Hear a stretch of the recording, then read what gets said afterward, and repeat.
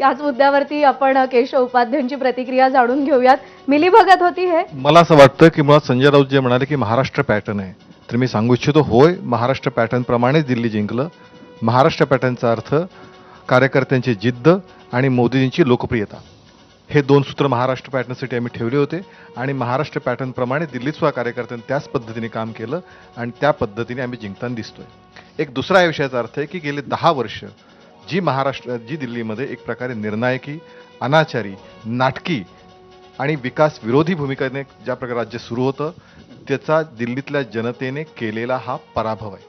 शेवटी एका टप्प्यानंतर तुम्ही सातत्याने खोटं बोलून, खोटी आश्वासने देऊन, वायदे करून तुम्ही जिंकू शकत नाही. अरविंद केजरीवाल 2014 साली आले, एक सामान्य माणूस, एक कॉमन मॅन अशी एक त्यांनी प्रतिमा केली, पण सामान्य माणूस एक शीश महल हा प्रवास मला असं वाटतं जनतेने की पाहिला. आपला आणि काहीतरी म्हणून त्याला बोलायचंय. त्यांनी एक सार्कॅस्टिक स्माइल सुद्धा दिली.